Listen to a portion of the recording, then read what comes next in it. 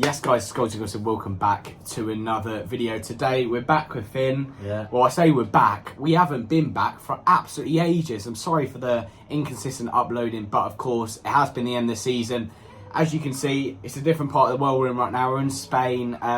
There might be a little bit of noise outside. This is in a complex. People are in the pool, but let's hope we can prevent that as much as possible. But today we're back for our Game Week 1 Premier League predictions. We'll keep a running tally throughout the season on how many points I have, Finn has, and the guest has. But without further ado, let's get into it. First up is Burnley-Man City, the first game on Friday night.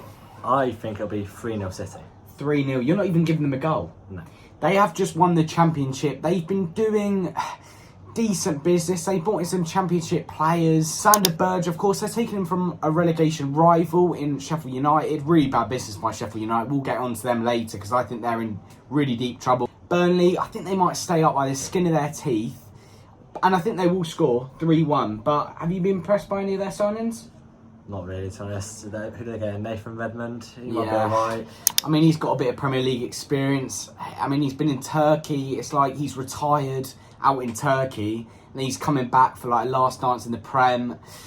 It doesn't really make sense to me too much. I agree with him. 3-1 Man City. Arsenal versus Forest, the early game on Saturday morning. Comfortable one, isn't this, for Arsenal? Yeah, I think it'll be 3-1 Arsenal on this one. Martinelli at the double, I think. Martinelli at the double. Have you gone for Martinelli or Saka in your FPL?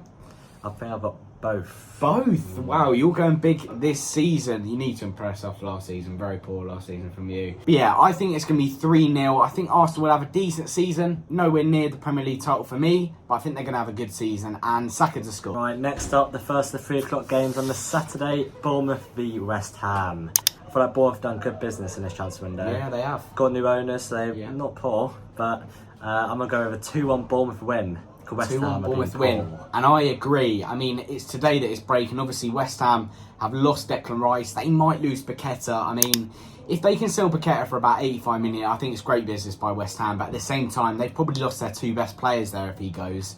Obviously, it's news breaking out today that they're starting to spend a bit of this Rice money. Obviously, they're bringing in Alvarez from Ajax, a defensive midfielder, like-for-like replacement, James Ward-Prowse and Harry Maguire, it seems. Do you rate those signings? I think they're alright. I don't think they're anything special, but they could be enough to keep them up. Yeah, I mean, I think they're going to be finishing bottom half. For Bournemouth, obviously, Justin Kluivert they've brought in. I think he will prove to be a very smart signing. And although he's not a new signing, watch out for Zabarini. Spurs wanted him a couple of years ago. He's a young centre-back, came over from Ukraine, I think it was. And obviously, they got him for a bit of a cheaper fee because of everything happening in Ukraine at the moment. I think he's going to have a great season. And yeah, 2-1 for Bournemouth, we agree. Brighton, Luton. Now, this is the next 3 o'clock game. Everyone's tipping Luton to go down. You have to agree, don't you?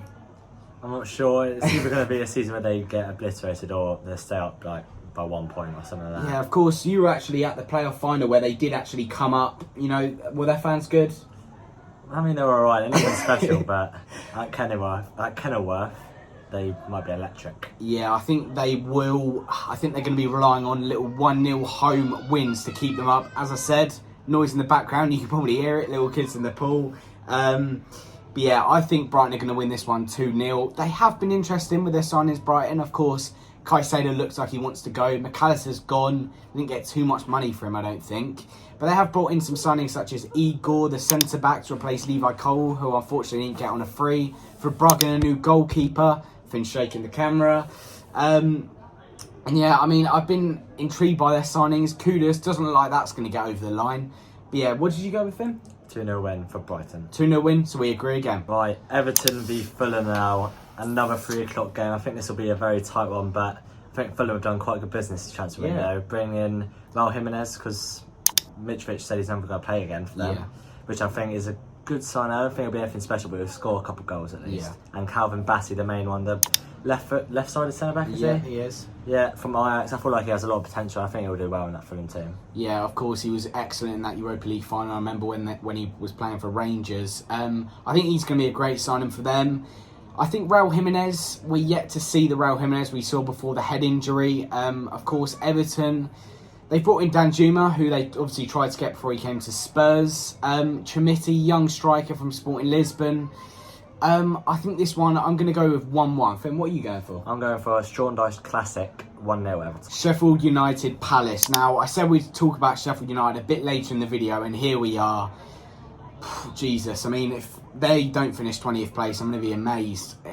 It's just been so underwhelming. They've sold their 2 best players, it seems to me, in Illiman and Dye and Sander Burge. Well, it looks like Sander Burge is signing for Burnley anyway. It's been confirmed now. It's been confirmed now anyway. So, I mean, I think they're in deep, deep trouble.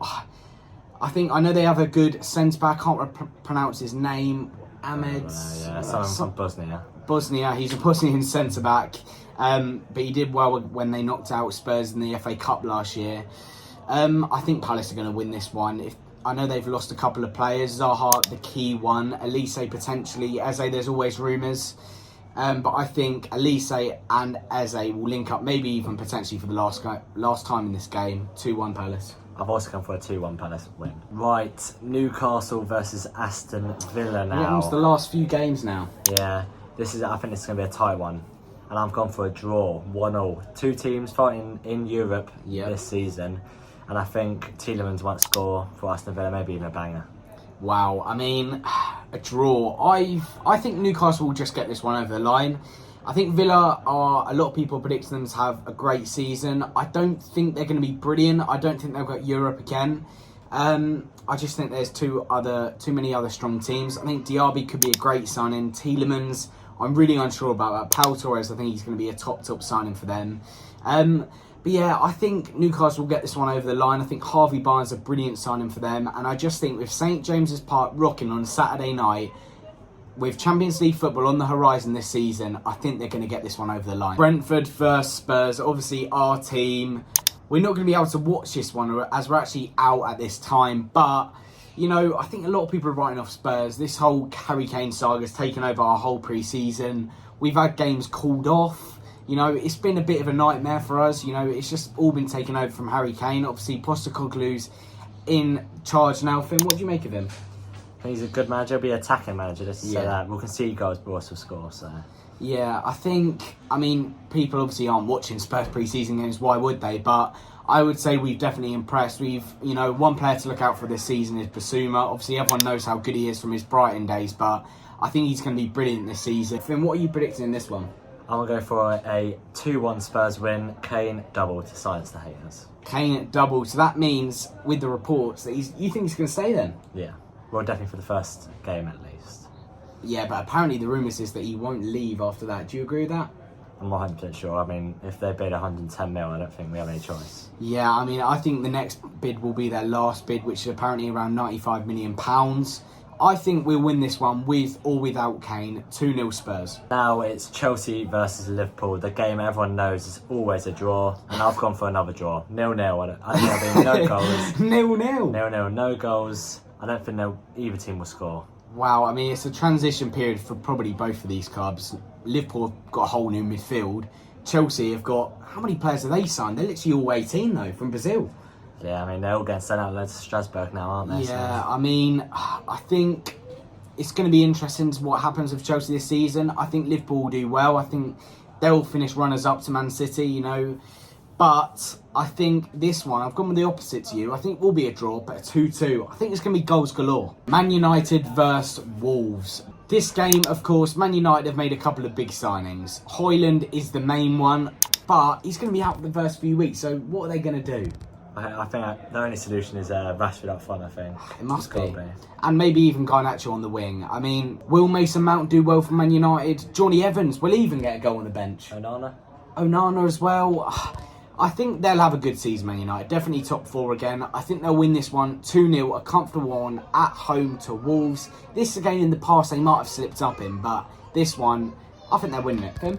I think they're also going to draw. I think we're 1-0. You think they're going to draw? Yeah, Gary O'Neill, a new manager bounce. He hasn't had long with the team, but I feel like he'll get something out of them. They'll be 1-0. Yeah, we haven't spoke about that. You know, all the things with Lopetegui. Apparently, he's frustrated over transfers. I mean, he was way too good for Wolves, wasn't he? Way too good for Wolves. Way too good. And who do you think's scoring Wolves' goal then? Honestly, no clue. I think I would get maybe a jammy corner, maybe like even a Kilman or something like that. Kilman, of course, he was, subject to bids from Napoli early in the window. Looks like he's staying around now. I think Wolves could be in trouble this season, but Finn's going with a 1-1. I'm going with a 2-0. So that is it, the end of Game Week 1 Premier League predictions. Catch up with how everyone does over on my Instagram story, @GossipGossip_. Follow me on all my social medias, TikTok, which I'm going to be posting regularly to again, and Twitter. I'll link them both down below.